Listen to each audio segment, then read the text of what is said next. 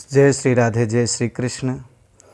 आज हम सभी लोगों को, कुछ लोगों ने हमसे कहा तो तुलसी विवाह का एक वीडियो बनाकर हम YouTube में डाउनलोड कर रहे हैं और जिससे सब लोगों को लाभ प्राप्त हो। बहुत से लोग प्रश्न करते हैं कि महाराज जी ये बताइए तुलसी विवाह किस विधि से करना चाहिए और तुलसी विवाह करने से हमें क्या फल मिलते हैं।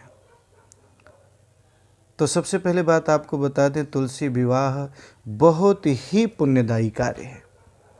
जिस प्रकार हम अपनी बेटी का कन्यादान करते हैं उससे 1000 गुना ज़्यादा फल मिलता है जब हम तुलसी विवाह नारायण के साथ शालिग्राम के साथ करवाते हैं और पूरे कार्यक्रम का आयोजन करते हैं। इसमें तो वैसे ही करना चाहिए जैसे कि हम अपनी बेटी का विवाह कर रहे हैं, उसी प्रकार उसी भाव से स्वयं सजना चाहिए।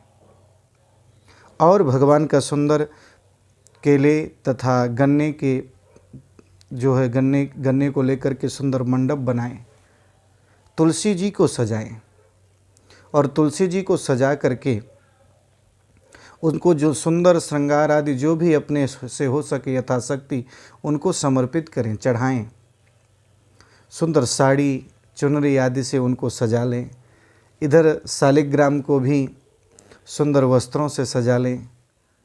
2 चौरंग हो, एक चौरंग में तुलसी का गमला हो, एक चौरंग में शालिग्राम रखे हो सिंहासन पर, और सामने एक गमला हो जिसमें सुपारी के रक्षा सूत्र द्वारा लपेट करके सुपारी में गणेश जी और रक्षा सूत्र लपेट करके हल्दी में गौरी जी बना करके रख दें। एक कलश, जिस कलश में स्वास्तिक हो, रक्षा सूत्र गले में लपेटा हो, आम के पल्लों लगे हों, अंदर जल हो, जल में ही चावल, फूल, सुपारी, हल्दी, एक सिक्का, एक थोड़ी दूर्बा डाल दें, ऊपर से नारियल रख दें, रक्षा सूत्र लपेट करके बगल में एक दीपक जला दें और सभी की पूजा कर लें। फिर सर्वप्रथम नारायण को जगाएं, क्योंकि नारायण अभी तक सो रहे थे। और जिस दिन कार्तिक शुक्ला एकादशी को ही देव उठनी एकादशी है, उस दिन भगवान योग निद्रा से अलग होते हैं। उसी को प्रबोधनी एकादशी भी बोलते हैं। इसका बहुत बड़ा महत्व है। इस साल तो 2020 में 25 नवंबर को जो है प्रबोधनी एकादशी है। और कहते हैं तुलसी विवाह का जो मुहूर्त है ना, शाम को 5:22 से पहले संपन्न हो जाना चाहिए।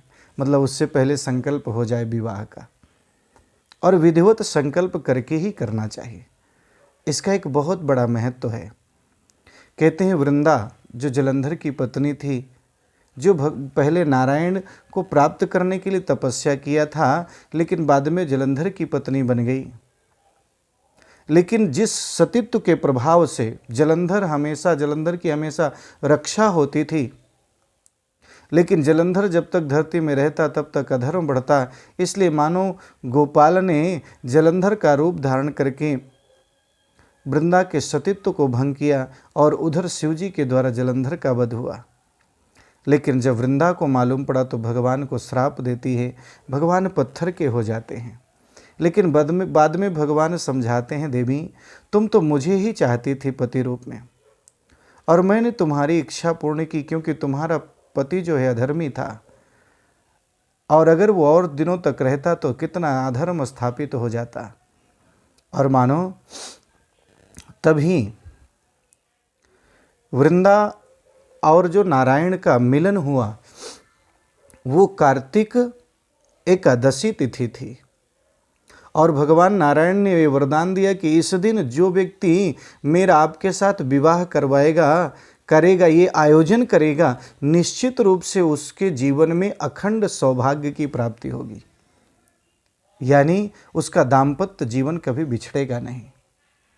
उसके घर में अगर किसी बेटी के विवाह रुके हुए हैं तो निश्चित रूप से बेटियों का विवाह त्वरित संपन्न होगा, जल्दी संपन्न होगा, विवाह दोष दूर होगा। और उसके साथ साथ एक बात ये भी है कि उसको एक कन्या दान करने का बहुत बड़ा फल प्राप्त होगा, पुण्य प्राप्त होगा। तो बोले किस विधि से करते हैं? तो सबसे पहले हम आपको बता दें, जैसे 3 चौरंग तो बताई ही, एक में गणेश गौरी कलश दीपक, एक में एक चौरंग पे, एक चौकी पे तुलसी का गमला, एक चौकी पे भगवान नारायण। अब उसके बाद सबसे पहले भगवान को जगाना चाहिए, क्योंकि भगवान चतुर्मासा व्यतीत करके इसी दिन उठते हैं। तो भगवान को बड़े प्रेम से जगाइए, थोड़ा सफ़ेद तिल छिड़क के, क्योंकि भगवान को चावल नहीं चढ़ते, सफ़ेद तिल छिड़क के चढ़ाएं, जगाएंगे। न अक्षतम अर्चयेत विष्णु, भगवान विष्णु का अर्चन चावल से बिल्कुल ही नहीं होता है, ये ध्यान दीजिएगा। और जब जगाएं तो बड़े भावना से कि आज हम गोपाल को जगा रहे हैं। उत्तिष्ठ गोविंद त्यज निद्राम जगतपते, तोयि सुप्ते जगन्नाथ जगत सुप्त भवेदिदम, उत्थिते चेष्टते सर्व मुत्तिष्ठोत्तिष्ठ माधव, गता मेधा वियच्चैव निर्मलं निर्मला दिशा, शारदानि च पुण्यानि गृहाण मम केशव। हे गोपाल उठो, त्रैलोक्य मंगलम कुरु, त्रैलोक्य का मंगल करो। और भगवान के ऊपर थोड़े सफ़ेद तिल छिड़क दें, जगाएं, फिर भगवान का पूजन कर लें, तुलसी का पूजन करें। और फिर संकल्प लें। संकल्प क्या लेंगे?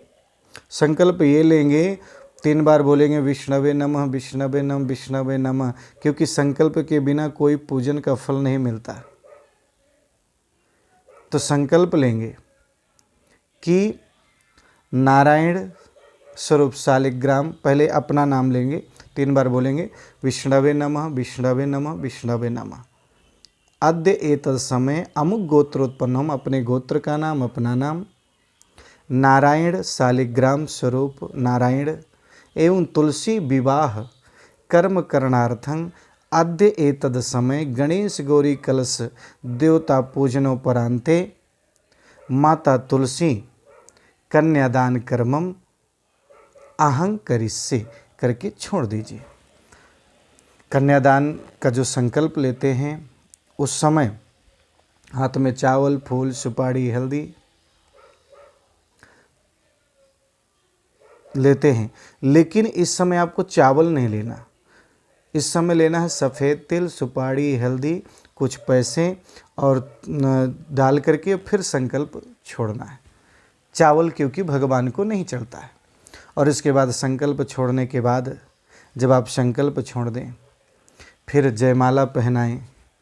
तो माता तुलसी की तरफ से नारायण को एक माला पहनाएं और नारायण की तरफ से तुलसी को एक माला पहनाएं। और माला पहनाने के बाद फिर इसके बाद थोड़ा सा एक मिट्टी के पात्र में थोड़ा सा हवन कर लें। क्या कर लें? हवन कर लें भगवान के नाम का। और फिर हवन करने के बाद तुलसी जी को चाहे तो अपने स्थान पर स्थापित ही रहने दीजिए, नारायण को लेकर के और मानो 7 परिक्रमा कर दें, घूम जाए ऐसे। और 7 बार परिक्रमा करने के बाद मतलब 7 फेरे हो गए। हवन के भी चारों तरफ से ऐसे घूम जाए, फिर वहीं पर नारायण स्थापित कर दें। और नारायण स्थापित करने के बाद भगवान की प्रार्थना करें। भगवान की प्रार्थना करें कि हे गोपाल, जिस प्रकार आपने तुलसी को अखंड सौभाग्य प्रदान किया, उसी प्रकार हमको भी अखंड सौभाग्य दीजिए, हमारे परिवार का कल्याण कीजिए। और भगवान की प्रार्थना करें, प्रणाम करें, तो निश्चित रूप से कल्याण ही कल्याण होगा। और स्तुति करते हैं गोपाल की। सशंख चक्रम सकिरीट कुंडलम सपीत वस्त्रम सरसीरुहे क्षणम सहारि वक्षस्थल कौस्तुभश्रियम नमामि विष्णुम शिरसा चतुर्भुजम। भगवान को जो है प्रणाम करें, तुलसी को प्रणाम करें। हे वृंदा, आपको भी हम प्रणाम करते हैं, विष्णु प्रिया हम आपको भी प्रणाम करते हैं, हमारे जीवन में कृपा करना। और इस प्रकार दोनों का विवाह संपन्न करा करके यथाशक्ति को दक्षिणा का संकल्प करके चढ़ा दें और दोनों को प्रणाम कर लें और प्रणाम करने के बाद दोनों की परिक्रमा लगा दें 4 बार। 4 बार परिक्रमा लगाने के बाद फिर दोनों की आरती कर दें और आरती करने के बाद भगवान को प्रणाम कर लें और फिर इसके बाद सबको प्रसाद दें। एक चीज़ का और ध्यान दीजिएगा, जो व्रती होता है उस दिन तुलसी पत्ते नहीं तोड़ना चाहिए। जो एकादशी का व्रत करता है उसको बिल्कुल तुलसी पत्ते तोड़ना ही नहीं चाहिए उस दिन। दूसरी बात, जो एकादशी का व्रत करता है उसको द्वादशी को भी तुलसी पत्र नहीं तोड़ना चाहिए। और लेकिन द्वादशी के दिन जब पारण उसे करना चाहिए, व्रत छोड़ना चाहिए द्वादशी में, तो तुलसी जल लेकर के ही पारण तोड़ा जाता है। सो ये जरूर करना है, तुलसी जल से ही पारण तोड़ते हैं। और हम आपको बता दें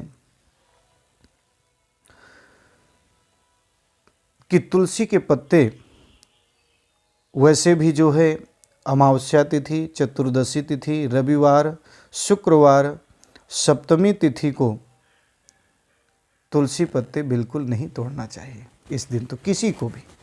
लेकिन अगर द्वादशी को तोड़ना पड़ता है फल उसके उद्यापन के लिए, कि हम उद्यापन यानी कि व्रत छोड़ने के लिए, तो स्वयं नहीं अपने घर के किसी बड़े बुजुर्ग से तोड़वा लें और फिर व्रत छोड़ें।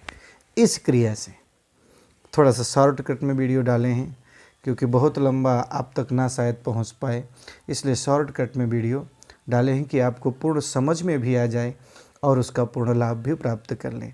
जय श्री कृष्ण, जय श्री राधे।